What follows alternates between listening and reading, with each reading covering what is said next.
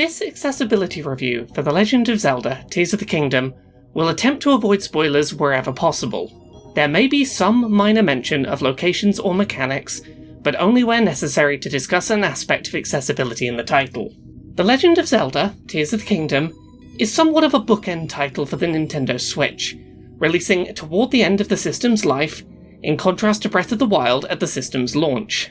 While some small improvements have been made with regards to accessibility in Tears of the Kingdom, compared to Breath of the Wild, the improvements seen are incredibly minor, and stand to highlight how little has changed in the past 6 years, with regards to Nintendo's approach to supporting disabled gamers.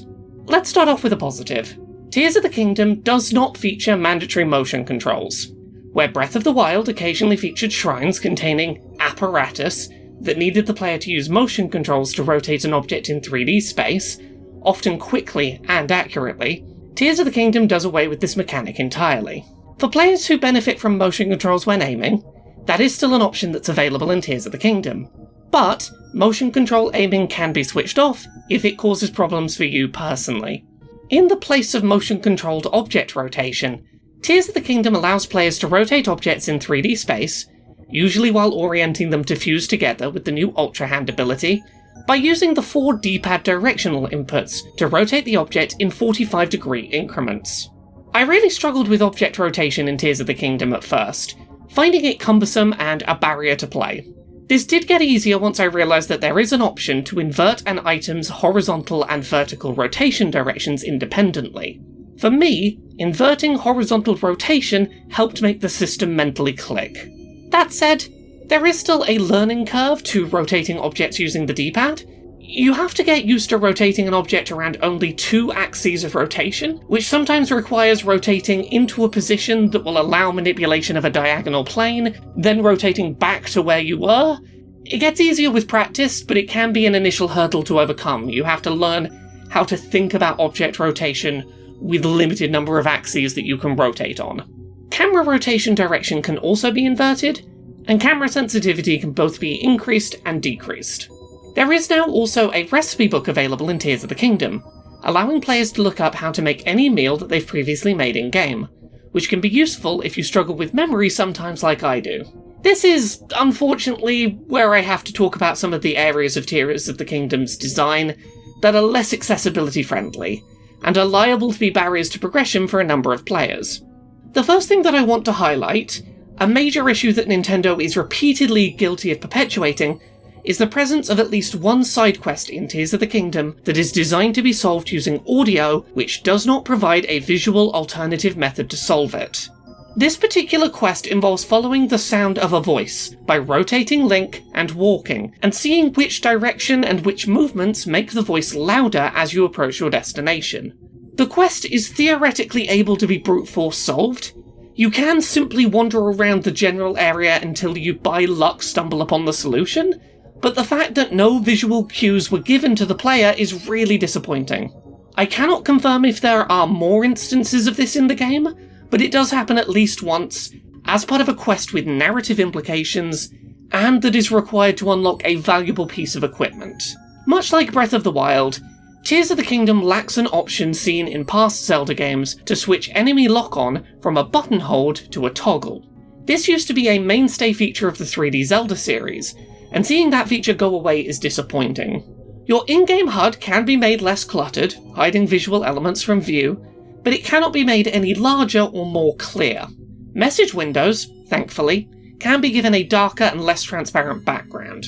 Talking in vague terms about an area in Tears of the Kingdom that wasn't shown in great detail before release, there is a pretty large area of the Tears of the Kingdom map that is, by design, deliberately very dark and visually difficult to navigate at first, even for players with strong eyesight. If you have reduced vision strength, this area may well cause some issues during play. There are items that can help increase visibility in this area, as well as steps that can be taken to improve general visibility, but these options are balanced in such a way as to make the area still somewhat dark even with mitigation in place. Moving on to a location shown off a lot more in trailers, the Sky Islands in Tears of the Kingdom often offer a really enjoyable degree of puzzle platforming challenge, but can cause some issues for players who, like myself, struggle with hand-eye coordination. Some sections of these sky islands, particularly lengthy climbs to major objectives or rare rewards, can involve traversing over multiple large gaps without any kind of safety net. Missing one jump, or stepping off a ledge accidentally, doesn't result in you taking damage and being reset to the last piece of land you stood on. The game seamlessly sees you fall back down towards Hyrule's surface. While you can walk back to the nearest shrine or fast travel point in the sky, this will sometimes be a considerable trek away from where you fell. There are a couple of potential ways that this can be mitigated, but they're both a little bit of an investment of time for the player. Tears of the Kingdom does feature very generous autosaves, but also allows for manual save points to be created. If you save before a major jump, or each time you reach a new sky island successfully, you can reload a save upon falling off of a ledge to put you back where you were. Alternatively, there is an option to unlock a movable, custom fast travel point, which can be set on the ground before you attempt to leap between islands, and be fast travelled to upon failure. However, this custom fast travel point is locked behind a quest and not clearly signposted. It can be found fairly early in the game, but it's not obvious how it's unlocked. If you want info on where the custom fast travel point item can be found, feel free to tweet at LauraKBuzz for information. Finally, I want to talk about something a bit more subjective: the implementation of weapon durability in Tears of the Kingdom. For players who struggled with Breath of the Wild's weapon durability system, because it incentivized not using your strongest weapons, and definitely disincentivized ever using any unique or one-of-a-kind weapons, Tears of the Kingdom doesn't remove the weapon durability system, but it does change it in ways that may help to reduce some of the choice paralysis present in Breath of the Wild. Tears of the Kingdom moves away from unique, one-of-a-kind weapons that you're afraid to use because they're irreplaceable, and instead toward providing the player with a constant stream of replaceable Franken weapons.